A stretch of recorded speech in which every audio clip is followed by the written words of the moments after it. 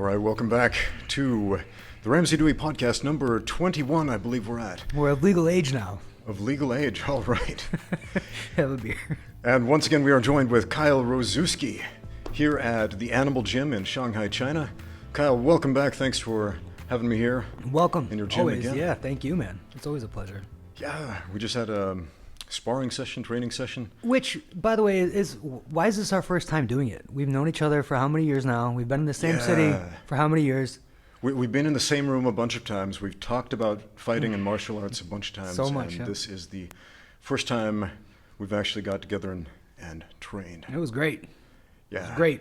I rarely get to learn stuff now without critiquing myself later on, but just having you there, somebody who is knowledgeable, and like we were saying before, the minimal consequence of your mistakes, you can really figure stuff out in a hurry. So Indeed. Again, thank you. I'm forever in debt for stuff like that. Yeah, and there's so much value in training with people outside of your school, outside of your regular sphere of influence, if you will. Mm-hmm. Not so much that anybody's going to reinvent the wheel, just that you are going to experience something different every single time. Like a lot of times, I spoke to Tyler about this. We were just talking about our friend Tyler. He's a Wing Chun Jiu-Jitsu guy. And he said something along the lines of, when you train with people in your school, they want you to succeed. They have a vested interest in seeing your success. But as soon as you go to a different gym, they don't necessarily want you to win in sparring, if you will. And so it becomes different. Not that this wasn't like competitive or anything like that, but it was definitely a different dynamic, different energy, different learning experience. It's looking through different windows. I mean, you put it perfectly. No one's reinventing the wheel. You know, you and I didn't throw any fireballs at each other, but watching how you're moving and how reacting to my movements, it gives me ideas for different transitions, basically. Like, there's nothing to be invented, but there's always a different road to get there. And I think that's what the best martial artists now, like in UFC, stuff we watch, those are the guys winning, the ones who can figure out how to get to that end game they want. Yeah. So, yeah. We were talking a little bit about filming sparring and how that can affect people and so on. I think it's super important to film your sparring for your personal use because that is one of the best ways to improve, to do film studies on yourself, in my opinion.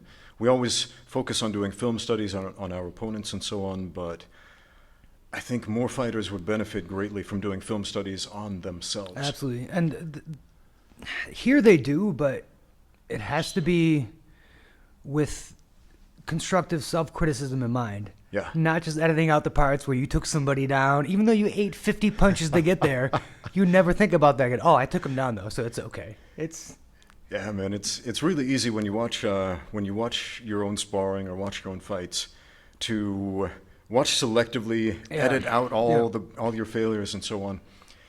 But I find it's important to watch any fight that you are doing a film study on 3 times.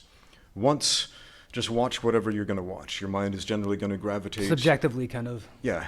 Overview. Okay. Exactly. Your mind's going to gravitate probably toward yourself, or if you're watching someone else, whatever fighter you're interested in, whatever fighter you're rooting for. And the second time, I'd recommend watch the opposite fighter. And the third time, watch the space in between the fighters. And then you'll start to see all kinds of stuff that wasn't there before. That's interesting. My coach always said the same. He said watch it 3 times. But the first one was like just objectively, so whatever jitters you have in it, whatever moments you missed, maybe you can see. The second time, what would you do to make the fight go quicker? Like if you could program something, you find a moment where you took damage or maybe you missed a particular offensive strike or takedown you wanted, then you figure out how you would have done that. And then the third time you watch it, as your opponent, how would your opponent then beat you? Yeah. And then you take all the information from those 3 viewings, and then we can make a game plan for the next fight. That's a good way to do it. He's a much smarter man than I am. But yeah. You guys have it right. I mean, maybe 3 is the magic number. There's something to that, I think. There is, man. There is. I made a video recently on my YouTube channel that got a bunch of controversial discussion going on about the fight between John Jones and Dominic Reyes. Okay. And people asked my opinion of it. I watched the fight once, and from my point of view, it looked like Regis won the first 2 rounds and Jones won the last 3, and a bunch of people, of course, were like, "You're an idiot," because obviously, whatever their interpretation of the fight was. And I was thinking, well, there's a reason there are 3 judges in a fight posted in 3 different positions with 3 different perspectives. Yep. At the same time, again, I didn't hear all of the controversy about judges falling asleep or whatever it was in that fight until I posted that video. But I got a question for you about filming sparring, because some gyms are like way against that. Like I film myself sparring. I put it up on YouTube all the time because I don't care. I'm retired from fighting. I don't care if people are scouting me out. Like, I'm going to figure out how to beat Ramsey Dewey. I don't care. Come to my gym and see if you can beat me in sparring. I don't care. But again, a lot of people are very adamantly opposed to that because they don't want their, I don't know, they don't want people doing film studies on their fighters. They don't want their secrets getting out, whatever. How do you feel about that? It's a mixed bag. I mean, I personally think that, well, like we said before, if you can find a way to constructively criticize yourself when watching it, it's the best tool there is. I mean, who else is going to give you a non-opinionated version of this is what happened, this is what I think you can do better? If it's your student, they want to tell you, oh, you're great, because they want to learn from somebody great. If it's your competitor, they want to crap on you because they want to be better than you. So it has to be an objective opinion. The only objective opinion is the video itself. So I do think it's necessary when used the right way. We'll put it that way. The people that are afraid of doing it, like the ones who straight up say that there's a fear of it, my thought is that those are the people who are fighting like they're sparring or sparring like they're fighting. And that might be a bit much. That could be part of the problem is sparring is supposed to be educational. You're supposed to be bettering, sharpening your tools and all that stuff. But if you're just trying to knock your buddy out so your other 6 buddies are impressed, you're probably in the wrong sport, honestly. Yeah. You're probably not going to have friends for very long. No, at least not training partners anyway. That's the one interesting thing now, as being more of like the coach manager position as I'm transitioning into that from the fighter position, is I for sure at one point in my life, maybe longer than I realized, was that guy who was competing with everybody there in sparring, because I want my coach to see how special I am. I want him to offer me the fights that, the other guys in my weight class are getting. I'm sure I was that guy for a while, but now that I'm the old man in the room and I'm the coach on the side, it's like, slow down, everybody, go easier. What are you doing? That's your training partner, like. Yeah, you might do something impressive that we'll talk about for a day or two. But that guy you just pedis kicked into oblivion is never coming back to the gym. So you just lost one of your main weapons to getting better. Like that is one of the biggest instruments for improvement. So you have to take care of it. You have to, what's what I'm looking for? You have to cultivate this relationship in order for it to be useful. If you just are out to compete with your friends and the guy next to you, if that's the only person you want to get better than, you're forgetting about yourself. Like, you have to improve yourself, not just being better than him. What's the best version of you? Precisely. Yeah. Well, that is such a heated point of discussion on the internet right now, especially with so many gyms making this transition toward light sparring, which didn't exist like 20 years ago. No, it didn't. Oh man, I had a bit of an argument. I don't like getting into arguments on the YouTube comment section, but I had one the other day. You had an argument. I've never seen you. It wasn't heated. It wasn't like, you idiot. It was more like, this is my opinion, and I was like, I strongly object to your opinion, and this is why. Okay. And he was like, well, I strongly object to your objection, sir. Well, I say. It's the most polite argument ever. But the guy was basically telling me you need to beat each other up at least once a week. You got to rough each other up really well at least once a week, otherwise you won't be any good at fighting. And I was like, man, you have to have the experience of being roughed up a bit at some point in your career to know what that is. Because, if fight time is the first time that happens, then yeah, you're screwed. But that doesn't need to happen over and over and over again. Right. That has always been a big debate, especially in the early golden days, we'll say, of UFC. Some guys were praising, we don't spar at all. I don't. Johnny Hendricks, this is after the Golden Days I'm talking about, but when he was making his title run, he doesn't spar for his training camps. He never spars at all. George St. Pierre was like a touch sparring guy, constantly wearing headgear and stuff, And then the guys at like Shoot a Box were just famous for murdering each other. Yeah. And it's everybody's got these different schools of thought, and it's hard to really gauge success individually because maybe that guy has success, but he has a certain style of fighting, and if that's not your style, then maybe the training shouldn't be the same. Like and again, I'm no expert on this. This is just an opinion from an idiot guy who's been hit in the head too many times. But I feel like if you have somebody you want to emulate and you want to fight how they fight, you need to train how they train. And it's sad to say, but nobody is fighting like Vanderlei Silva anymore. Nobody is fighting like Shogun Rua anymore. And those are the guys that would kill each other in practice. And it's fun to watch. I'll give you that. It's fun to watch. But that is not a sustainable career. Yeah. Vanderlei Silva ended up being like losing record. I'm pretty sure he might be the only guy in the Hall of Fame with a losing record. I think he's like 13-15, something like that. It's off balance, but you would never think of that. All you hear is, oh, he's the ex-murderer. Vanderlei. Everybody knows Vanderlei. But I mean, look at the stats. Like, it's the poor guy's face. Even he has to have surgery later on in life. He looks like a melted Ken doll now. Yeah. And much respect and love, but you look like a melted Ken doll. Oh man, Vanderlei Silva, he's out to get you now. Someone's getting pissed at me over that. But yeah, if anybody doesn't know who Kyle is, if you didn't see our last podcast together, Kyle is a professional fighter with a very extensive fight record. He does mixed martial arts, kickboxing, boxing. He's a tough dude, man. Thank you. That's nice. He's triangle choked more humans than most people in professional fights. Yeah. I think, does Jeremy Horn still have you beat on that one? Yeah. Joe the Triangular Strangler, I can't remember his last name, but he's got 24. Jeremy Horn's got 11, and I have 10. Okay. 10 triangle choke finishes in his pro fight career so far.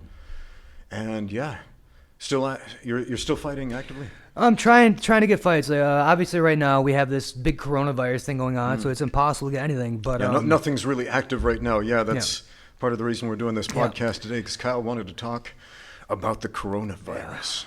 We got to be careful because the last 2 times I talked about the coronavirus on YouTube demonetized it. Really? Yeah. A lot of people were saying, Ramsey, aren't you afraid that the Chinese government is going to come down on you for talking about the coronavirus? I'm like, nope. It's not the government I'm worried about. Yeah. It's YouTube. That's famous last words right there.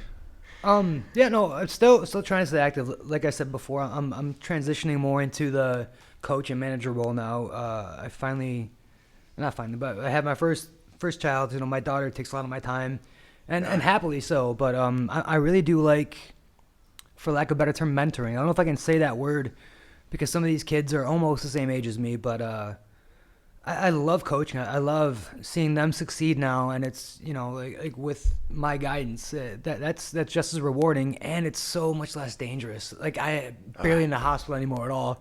I love that. Yeah, it's different, man. It's different. It is. It's still heart wrenching though. Like when you're on the sideline and you put effort into somebody, and it's not that they're not succeeding, but you don't want to see somebody get hurt. Like you spend time with somebody, you spend hours in the gym, you know, you're talking to them at night, how you doing, how you eating, how's your weight, everything. And like you grow bonds. And then when that doesn't work out, it tugs the heartstrings. And when I started coaching and cornering fighters, one thing I did not expect when my fighter stepped in that cage for the first time and they locked the door and I was on the other side of it was this feeling of helplessness. Yeah. Like, they've cut the apron strings. There's nothing I can do besides talk at this point. Yeah. I can't do it for him. I can't pull the strings like a puppet, if you will. It's unbelievable. The proudest I've been outside of my fights is watching my wife fight. Yeah. The scaredest I've been in my entire life is watching my wife fight. Imagine. Oh my God. It's terrifying. When she wins even, you know, like win, lose, doesn't matter. I'm just, if I can't get in there, like my whole body tenses up. I want to just rip a hole through the cage. It's crazy, man. I'd be curious to ask her how she feels watching you fight, because, man, my wife was terrified every time I stepped in the cage or the ring, she would just, like before the fight, say, "You're gonna die." I'd be like, please, just don't say that to me. Just Yeah, no, it's understandable. That's where I'm incredibly lucky though, is mainly like watching her fight before. She's very good at not getting hit. So then when she does get hit, like I'm always like, oh, like how is this gonna go? But she's a tough one in the house, dude. Like there's no worries. No, when she watches me fight, all the videos, she's the voice you hear above the crowd, above everybody. Like my wife gets pissed. She gets pissed. She's like, "Why are your hands down? What is wrong with you?" You know, she's right, man. She's right, but she knows. But thankfully, she is aware that this skull was able to take a couple knocks and not. I didn't die, thankfully. I'm still not there, but yeah, she holds it down. She's got better control than I do for sure. That's awesome, man. That's awesome. You know, my wife never trained, but she has got to the point where she is willing to watch UFC fights with me. Mm-hmm. And she's gotten to the point where she's become an educated fan of the sport of MMA, which is so interesting to see that from someone who's never trained. Like a lot of people are saying right now that, and I tend to agree with them for the most part, that judges in the sport of MMA should at least train in the sport of MMA. Oh, totally, yeah. If not have been like, had actual fight experience, amateur or professional or otherwise. But yeah, we see a lot of officials who have no experience in the sport and so on. But at the same time, it's so interesting seeing how fans can become educated in the sport in a relatively short amount of time. Like, I called this MMA fight for Kunlun Fight a while back. And what was his name? Blanking on his name. Some big Chinese MMA fighter, popular guy in Chengdu. And he started working through the progressions of the rubber guard. And I was thinking, okay, I'm going to have to explain the whole rubber guard system to the audience, what he's doing, because they're not going to get this, because MMA is still relatively new in China. But as soon as he gets to like the mission control position, breaks the guy's posture, they cheer, they go nuts. I'm like, wait, do they know what this is? And I'm trying to explain it, and they're cheering. And then he progresses to the next step, and they cheer even louder. I'm like, they know what chill dog is? And he goes to the next step, and they cheer even louder. It happened real quick, didn't it? Like, I remember a few years back, like even when I started fighting here, if it went to the ground, it just gets quiet.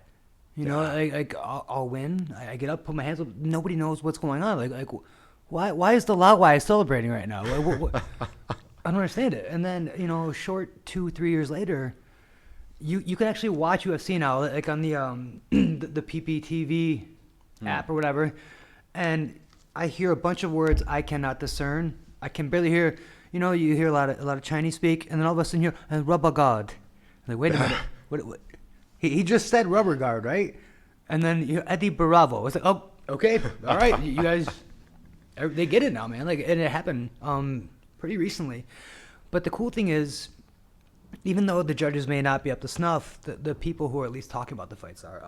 Our very own Miao J, actually, she works for an app that streams the fights here, and she does the commentary, like in Chinese over top. And she, recently promoted jiu-jitsu black belt, so she knows what's up.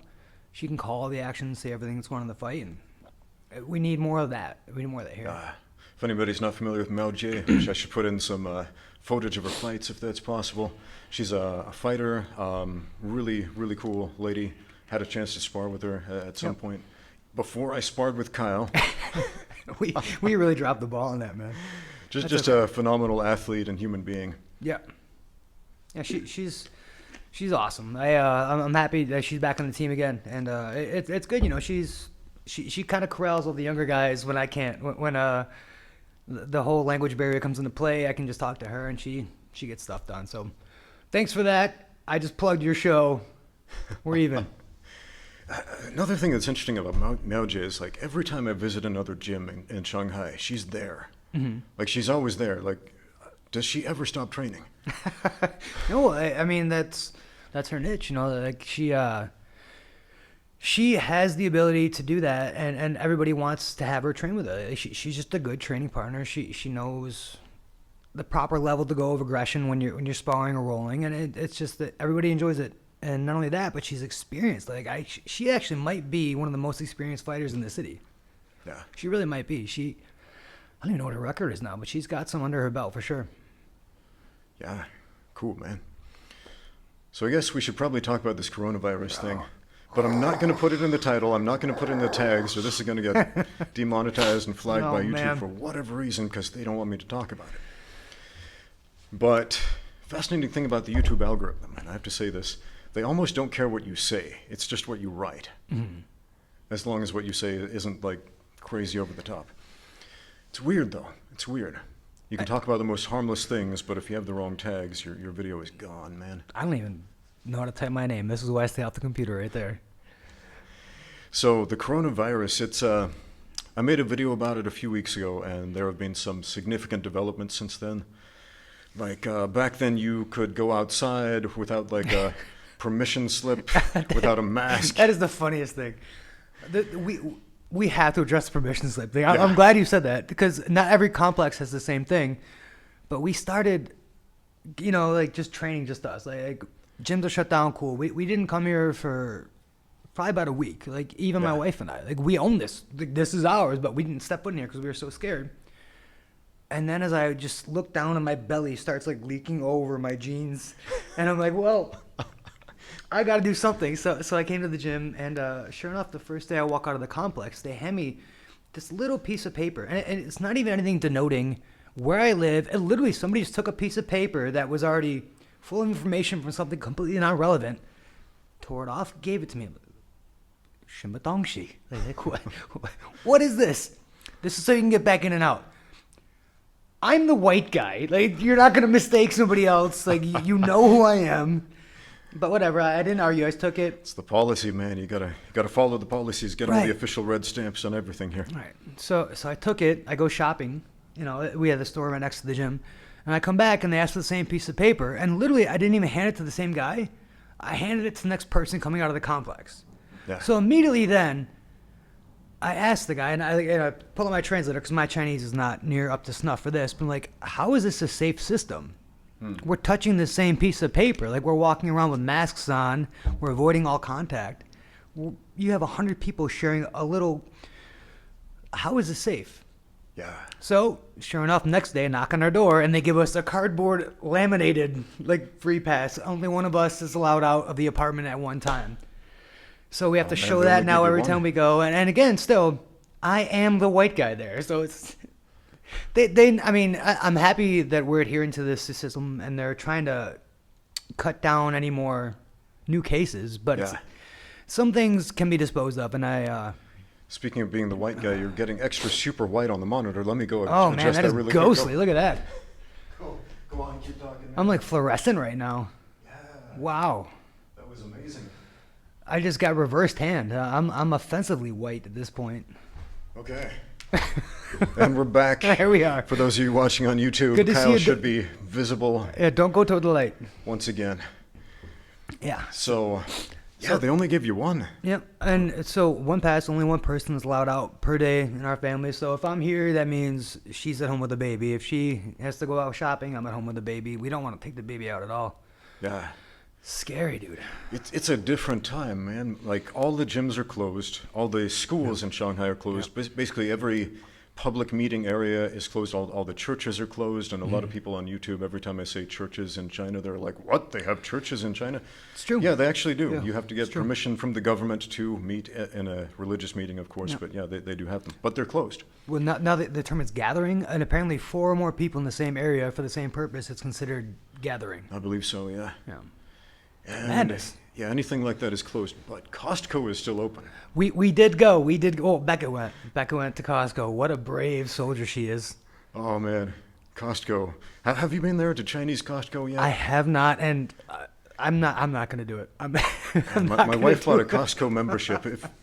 It was kind of a monumental occasion in Shanghai when Costco first opened. Did you see the videos? Yes, man? I did. I was just going to ask you about that. Those videos. How would you even describe this? A sea of people. Yes, a sea of people. On opening day, they're opening up those doors, like those garage doors, opening up the building. And there's a sea of just thousands of people swarming outside, trying to crawl underneath the doors, pushing, climbing over each other.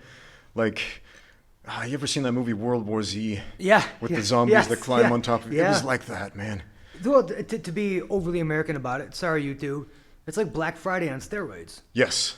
It really, because I say it on steroids because 1.3 billion now here. Yeah. This city alone is 29 million, I want to say. Yeah, it's got an unofficial population of like 29 million. So official, I think, is 26, 27. Man, just imagine that, though. It's like, Yeah. we call it doorbuster sales in America, but they were literally busting doors here.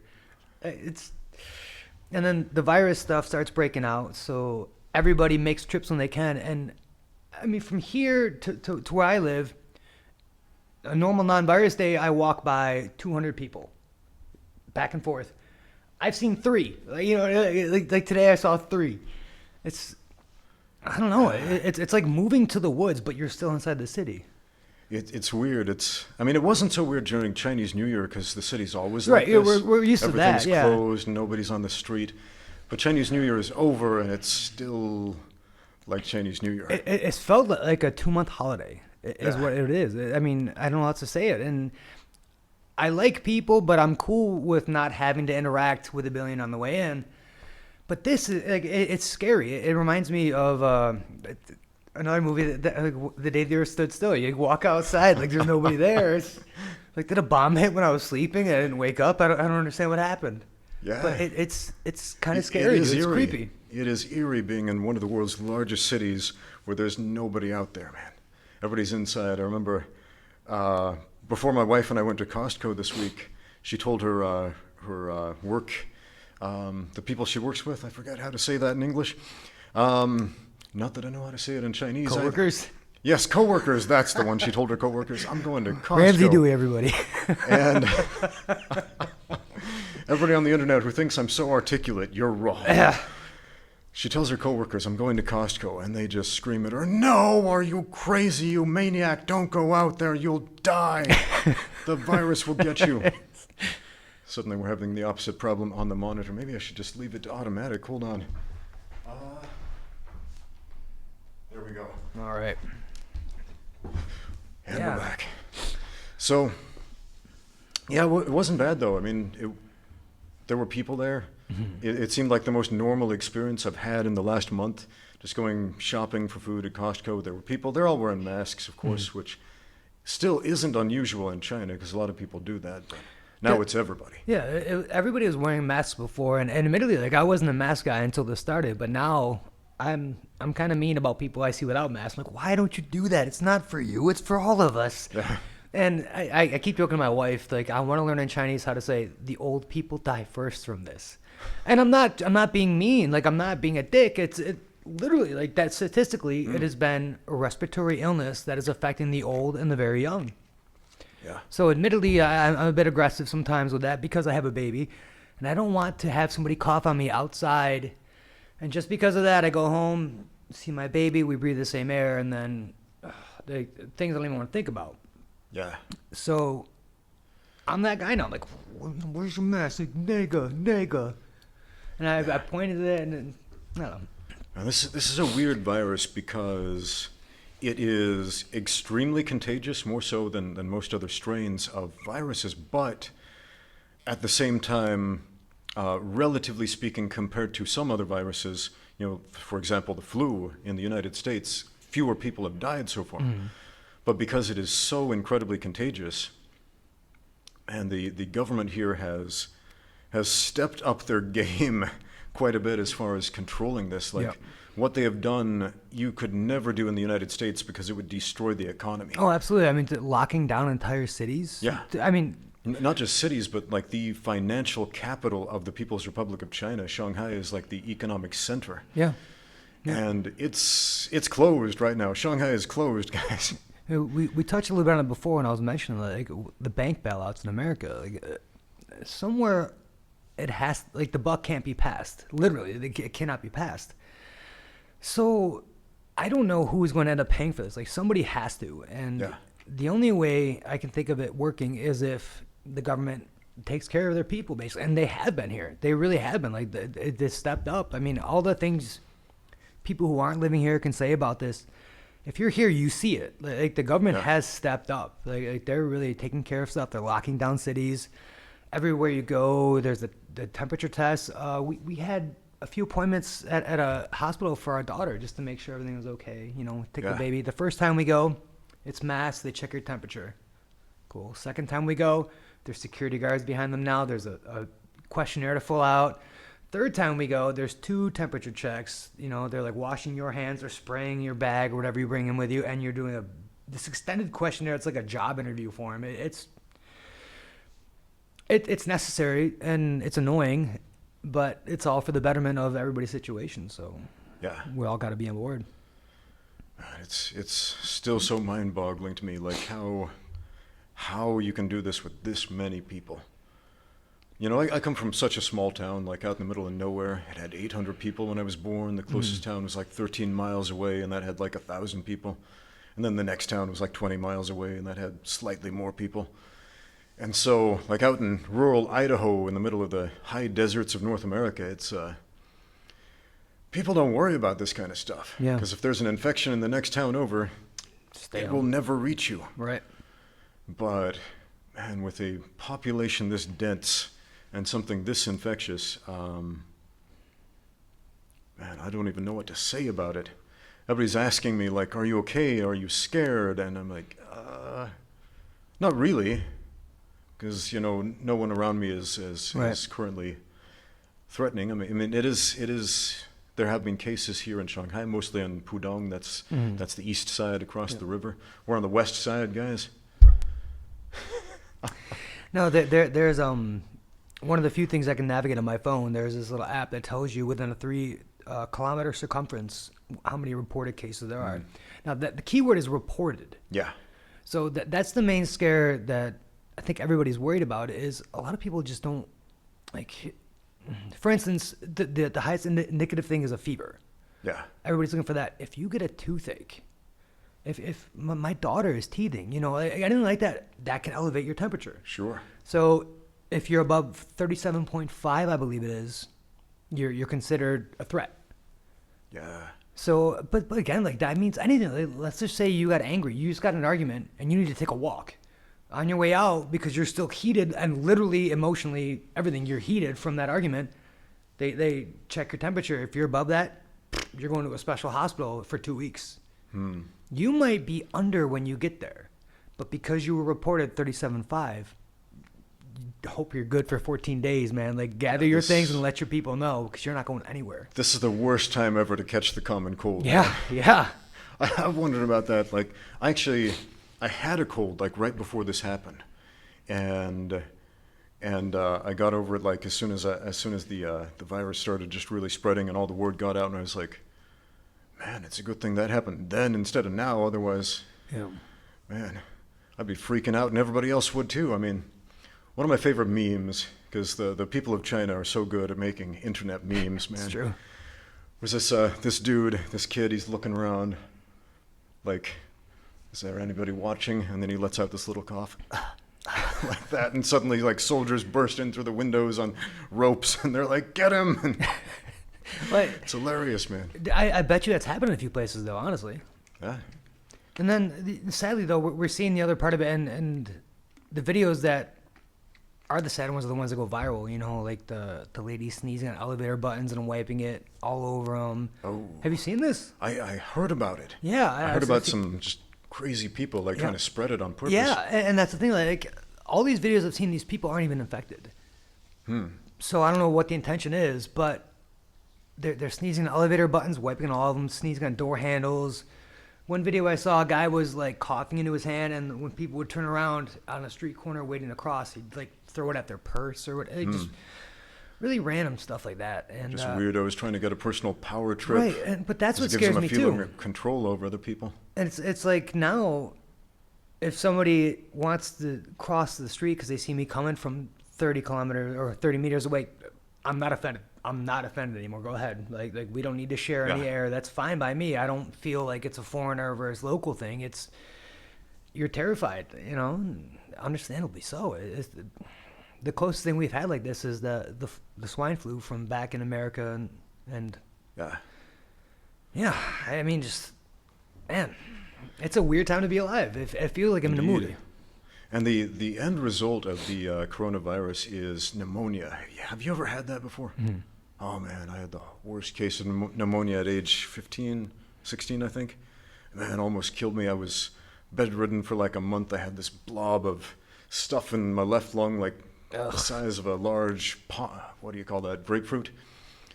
Are you serious? Man, yeah, coughing that thing out at the end of the cycle of God. pneumonia was terrible, man. It came out of my hands. I was like, this was in my lungs. It's like the size of my brain. Did you keep it? No, man. You should have named it. Put it in like some kind of a petri dish. That's a pet, bro. That's part of you. You can't let that go. But you know, I got to tell you this story. When I was in college, my freshman year of college, one of my roommates, he called me in. He said, "Ramsey, come check this out." And there's this blob that totally looked like this thing that I coughed up. It was about the size of, the same thing. It totally looked like it. I was like, "What is that giant blob of mucus?" And he's like, "I don't know. It just appeared right there." And we were mystified about this. He put it in a jar, and he did keep it as a pet for a while. I learned later it's actually a mushroom. There's a type of mushroom, and this was in Utah, and they are native there. They're orange. I don't remember the name, but they can spring up almost spontaneously. So if you have spores of this mushroom, like in your apartment, and then water, vapor in the air becomes available, they'll just pop up instantly. That's like the plot of Gremlins, man. Yeah. That's the. You should be Except, they don't come out and try to eat you. They just sit there because they're fungus. But it's so weird that mushrooms I couldn't can imagine. grow that quickly, like within seconds. Something like bigger than your fist. That's kind Weirdest of thing ever. terrifying. Like that should be another form of coronavirus right there. That's the corona mushroom.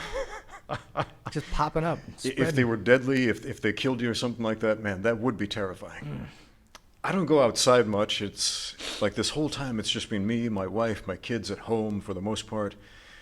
Again, we need those permission slips to go outside our apartment complex. There's not much to do inside. I mean, we take my daughter skateboarding sometimes. She likes to do that. That's the weird thing is normally the solution for indoor boredom or cabin fever, go outside. Yeah. Nobody wants to go outside right now. Everything, all the packages we get are now on a shelf just outside the complex. Like you can't even have a delivery person come up to your door and give you your mail. It's waiting for you at the outside gate of your complex. And thankfully, they do arrange it as such to where it's like this building by this building by this building. So, Yeah, one of the coolest things about living in Shanghai, at least before this this turn of events, was being able to get anything delivered to your door, like almost instantly. You could order something from Inner Mongolia and have it like overnighted to you for pennies compared to what you can get it anywhere else. And yeah, that's gone. that's no more. Gone. It's That's not no the more. same anymore. No.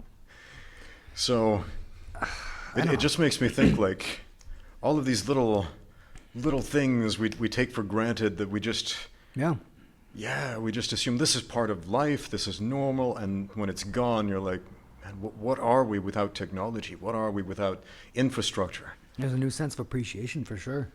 Absolutely. I mean, we used to laugh like when her parents came to visit, what do you need? Yeah, we'll get it sent here. And you wait half an hour and you got what you need. Now it's like, do I want to go outside and chance just getting that? It's like, do you need to eat tonight? You sure? Can't skip that? All right, I'll go get food. But that's how it is. And I have to imagine, this is life before the internet, basically. Like what we have now.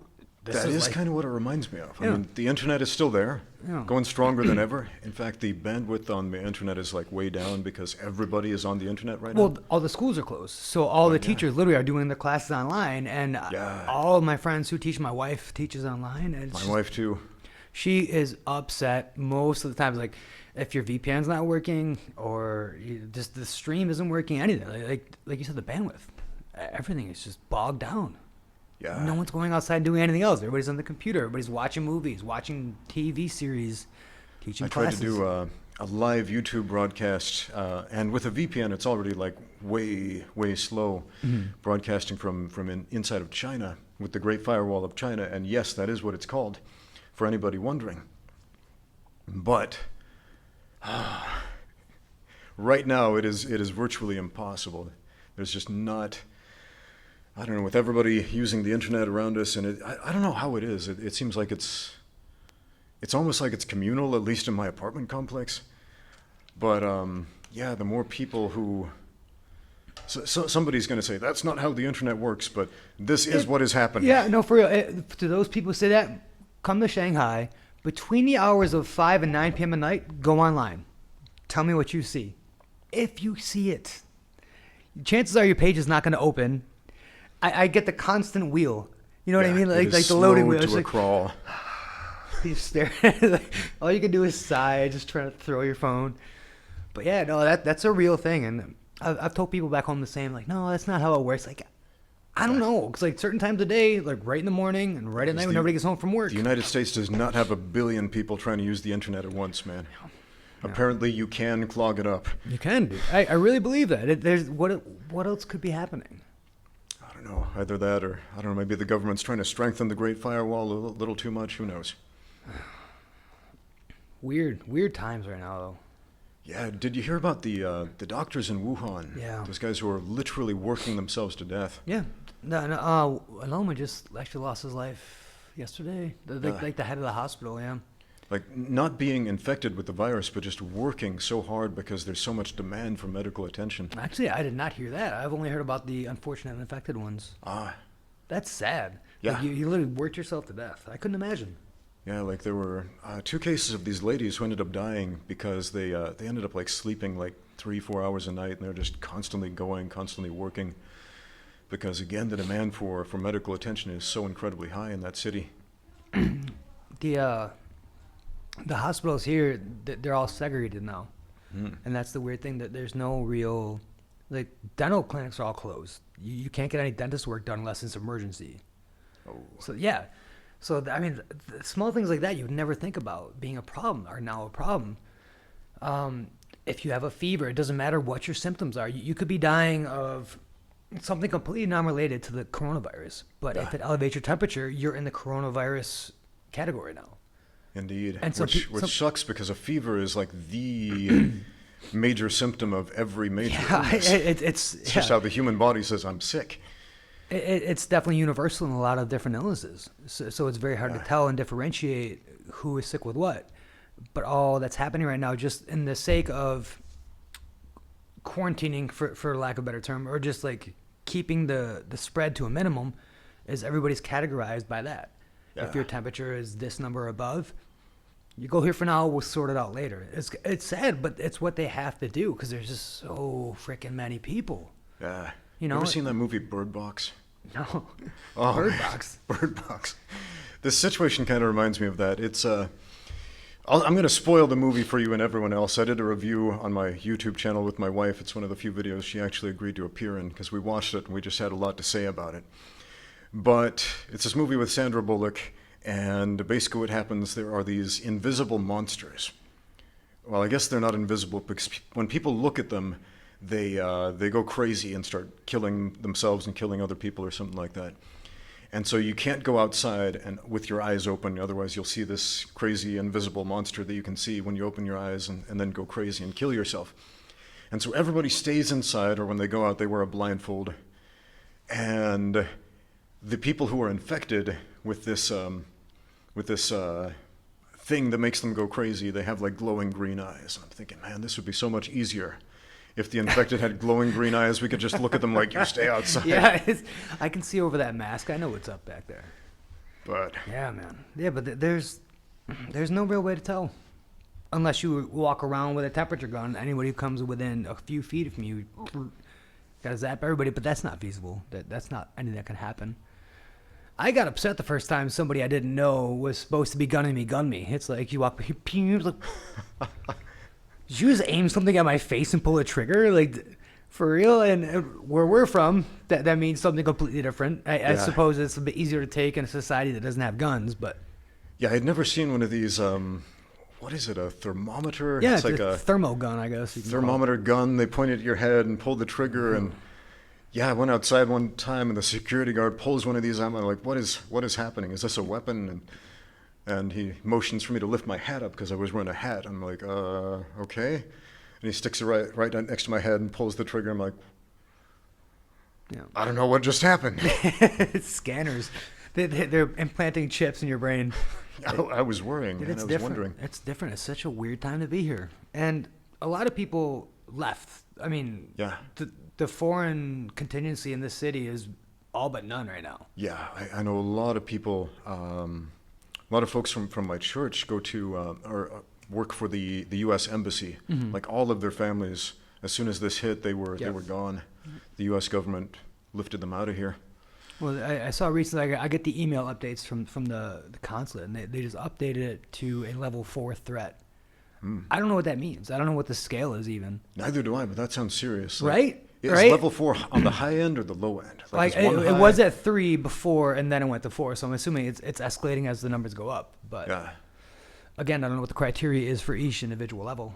I'm gonna have to look that up when I get home. What is a I level think 4 threat? we should actually. I'm wondering why I haven't now. Sounds serious.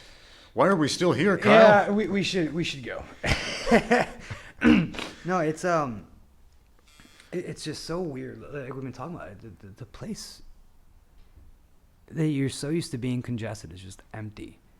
It's just empty. Last time we had an interview in here, we couldn't get everybody to shut up in the background. You know, Yeah. and now it's creepy. It's creepy in the gym. It's It is, like man. it's There like a were haunted people library. sparring. There was like a kendo class over there with their swords. There was, there was Elong here, and man, what's Elong up to these days? He is. I like the way it's going, but him and Li Jingliang are having some words back and forth online. There could be potentially a nice super fight coming out of this. I'd be very interested to see it. But Yeah. he's keeping it safe. He's not trying to get exposed to anything. And I don't blame him. You know, Yeah. he's keeping safe and away from all of us coronavirus infected. So that fight may or may not happen. We don't know, but Yeah, it'll be pretty difficult, I think, to actually organize that, as Leach has a UFC contract, and it could be very big publicity, honestly, if this was to come off. Leach is definitely heavier too. Like I believe, yeah. Like Elong fights as a lightweight, and Leach is a welterweight. I'm pretty sure. yeah, there's a size difference there, a notable one. Yeah. I mean, not as big as Hongman Choi, but Yeah. Well, that's what I was gonna point to next. I don't see it being an issue for Elong. The rumor of it now is potentially, and this is all just hearsay, so yeah, don't like start your betting yet. But 2 rounds of kickboxing to start, and then a round of MMA. So if that's the case, that'd be pretty cool to watch. But it's a big deal. Like these are 2 of the country's most famous athletes, most famous combat athletes, and hello. So yeah, if it comes to fruition, that'll be definitely a spectacle, to say the least. So what else is happening in Shanghai these days, man? Not much. No, Really, it's- nothing is happening in nothing's Shanghai. happening. Nope. We're all just trying not to Nothing get sick. except for everybody hiding inside, doing a live action version of the movie Bird Box, basically. I have to watch this movie now. You got to watch I it, have man. to You see got to this. watch it. I'm gonna have to check I it mean, out. it's not a great movie, but I think you'll be able to relate to it. You'll Well, be yeah. like, Now that's it's me. it's got some ground in reality here, so I think it's worth a peek, to say the very least. Bird Yeah. Box. Who? Sandra Bullock was in it. You said. Sandra Bullock. Okay. Sandra Bullock. I'm and- cool with Sandy B. Yeah. Yeah. She's got some interesting flicks. Yeah. Not familiar with the other actors, but yeah, she's in that one. So what else is going on in the world of MMA outside of the People's Republic right now? I really have no idea. Besides the UFCs, I get to see, on whenever they have the events, I just watch them here, and that's where my updates come from. I'm looking forward to. I'm hearing rumors of Pacquiao and Conor. Really? Pacquiao Again, and Conor slight McGregor. rumors, but I don't know. Yeah. Yeah, that's it's weird to see Conor if he is faced up against Pacquiao, because where do you go after fighting Floyd Mayweather? Like after that, you can't just take a huge step back and fight like an entry-level professional boxer, which Right. is what he probably should be doing. That's what he should have done to begin with. Yeah. But yeah, you just can't. I mean, and if he fights Pacquiao, what's going to happen? I would wager Pacquiao's going to outbox him. Yeah. Well, the difference is, I think it'll end earlier, honestly. Mayweather and Pacquiao have very distinct styles, and Pacquiao definitely becoming forward more than Mayweather did. So while Conor may be landing more, he's going to get hit a lot more, for sure. Like, there's no doubt in my mind. I can't say his boxing was crisp enough to really be competitive in that fight at all. And that was with a guy who's notorious for backpedaling and making you miss, and then countering. But Do you remember in round one of that fight where Conor comes out and you can see a look of confidence on his face. And Floyd, he's shelling up. He's got his crab guard, Philly shell going on there. And Conor's just trying to tee off on him. Just boom, boom, boom, throwing some combinations. And you could see the body language of Floyd kind of communicate, okay, you done now? You done yet? Yeah.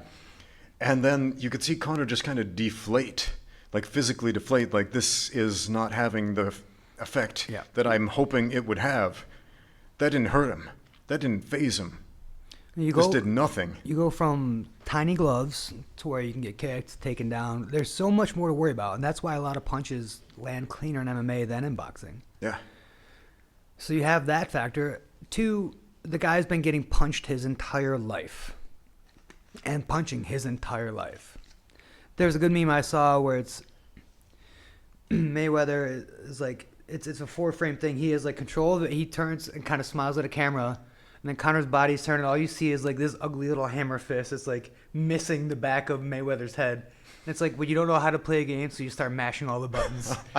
And it's so accurate. That's really what happened, and it was embarrassing. I don't know. I don't.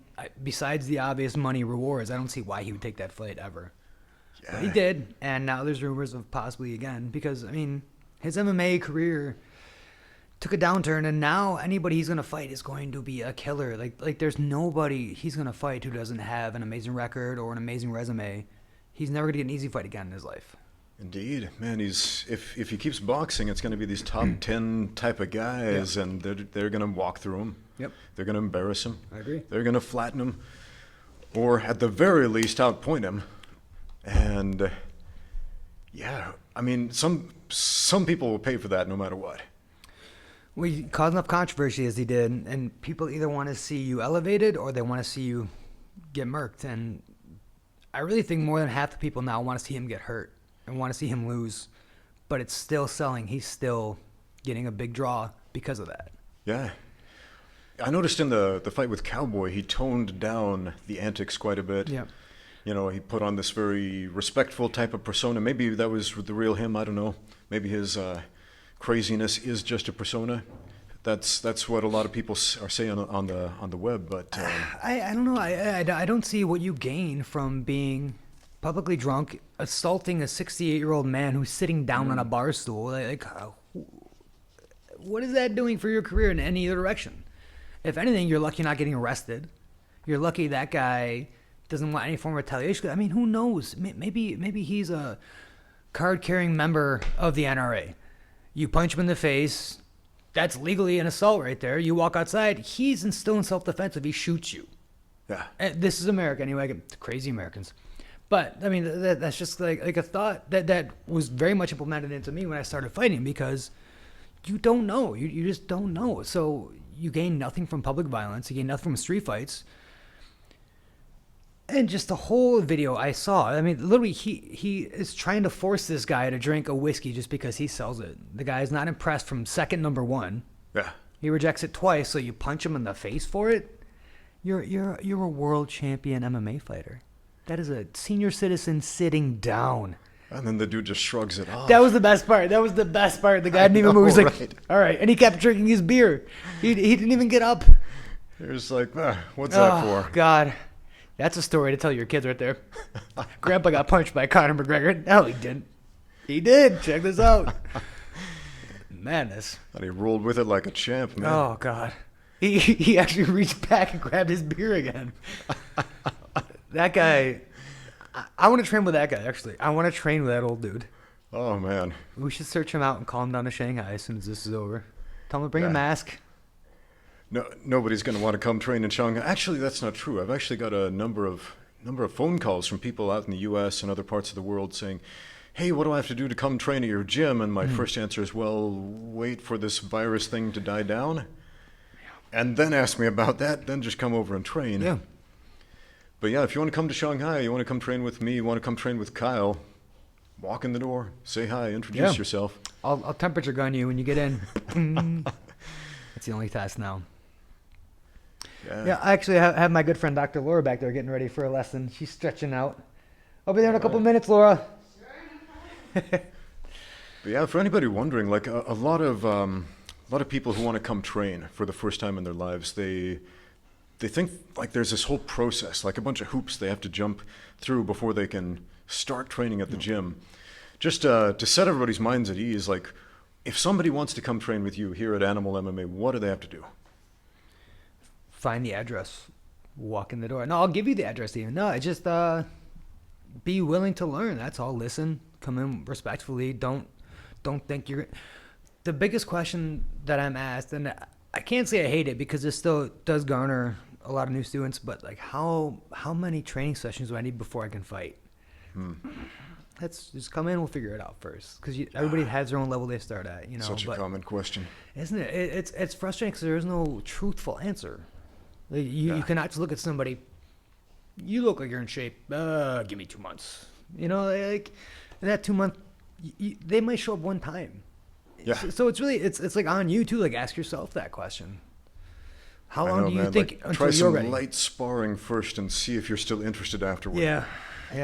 Well, again, like that's what I was so appreciative from our session. Like, light sparring doesn't exist with that question. I feel like the people who want to fight feel like there's something to prove immediately, and like those are the guys you can play and move around with, but then like they just crack you, and you have two choices. You either take it, grin and bear, or you elevate the level too. And as gym owners and coaches, you have to grin and bear, and you have to try to talk and like mediate the situation before it escalates. But sometimes it's hard because they don't get it. Like you get hit in the face real hard. Okay, let's try to tone it down a little bit, and it just keeps happening. And then I think what really changed that for me was the realization that you can get paid to fight. Yeah. And so why the heck would you do it for free? Yep. No, that's where I am 100%. That we have no reason to do this here. Like I cannot find one reason in my head you and I should have a street fight right now. Yeah. I mean, look at any other profession. I tried to articulate this in another video a while back about how every man thinks they know how to fight. Yep. Whether they do or not. But and fighting is unusual out of all professions because not so much that people think they know how to do it, because a lot of people think they're experts in everything. But the fact that there aren't street accountants going out there doing people's taxes for free on the street. There are not, like street lawyers going out there standing up for people's, legal rights on the street for free, if you will. That just doesn't happen. But fighting, people engage in that for free, which is such a waste. Yeah. All the time. I mean, maybe it's the male ego, or I can't just gender bias, but maybe it's just ego that does that. I don't know. But you're absolutely right. There's no way I'm ever going to walk out to, are you a pilot? Well, kind of. Cool. Show me. Like, nobody. Yeah. It's never going to happen. Sadly, it is very common here. But fighting, people want proof. They want to see it. Yep. Like, show me how tough you are. Yeah. Oh man, I had the worst Thanksgiving dinner ever a few years back. There was this dude. Some friends invited me over to their house, and this guy, he's just leering over my shoulder the whole time. So what do you do for a living? And I got the feeling this guy was kind of aggressive. Mm-hmm. And I said, I work at a gym. Just tried to leave it at that. And he said, what do you do at the gym? I'm a coach. What do you coach? I'm like, combat sports. Oh, really? Well, and all of a sudden he was all over me from that point forward. Prove yourself. Yeah. I'm like, go away. I'm just trying to eat dinner here. Yeah, my favorite is, well, would that work in the street? Like, I don't care if it does. I don't care, man. Like, we're not in the street. I don't take my classes. Okay, guys, jiu-jitsu, start in the middle of the road. Let's go. Oh, that sidewalk is cool. Go ahead. Yeah, just start kickboxing. Roll on some gravel, some broken glass to keep it real. Like that's just ridiculous. Barroom 101. That doesn't exist. That's just called assault. That's not fighting. That's assault. Yeah, there's a sizable population of people out there who just can't wrap their minds around the fact that fighting can be done as a sport for recreation, for gainful employment, for personal development, and not specifically because you're training for self-defense. Yeah, I mean, where I'm from, if people from my hometown have seen what we're doing today, oh, you pussies, why aren't you hitting each other? Like, okay. Oh, man. Sorry, my bad. I put up this video of Jawad. You know Jawad, one of the most badass He's strikers so good. in this entire city. So He is good. ridiculously good, man. And, man, first time I saw him, he knocked a dude out in your show, man. Yeah, yeah. And I saw that. I was like, man, this dude has some skills, like serious skills. And I trained with him, sparred with him, and I was like, this dude's skills are far beyond what I even saw in that fight cage, man. But we did a podcast together. We put up a video of us sparring, like 12 rounds, very light contact, very technical. And a great deal of the comments were basically what you just said. Yeah. What are you doing? You wimps hit each other. You guys suck. Yeah. I'm like, are you kidding? You have no clue who this guy is. This guy would light you up like that. It's crazy. It's just, if they want to pay for it, I guess, you know, hey, you want to come, you want to hit hard, this is our yearly fee. You want to be a member? I'll get you a t-shirt. Let's get started. Yeah. There's no avoiding it. Sad but true. It's, man. It's infuriating, though, when people say something like that, not just about a great fighter, but also, you know, a friend of yours that you know is a great fighter. But at the same time, man, ignore the people on the internet. What else can you do? Ignorance is bliss sometimes. Yeah. I'm sorry, I have to get to my lesson. That's I apologize. okay, Thank man. you very That much is for the okay. time Kyle, you've taken, man. Thank you so much for appearing on the podcast again. Thanks for your words. And anything else you want to say? Any shout-outs? Get out there and train. Yeah, get out there and train and wear a mask. Thank you, man, very much. Appreciate it. Thank you. Awesome. Thank you, guys. Get out there and train.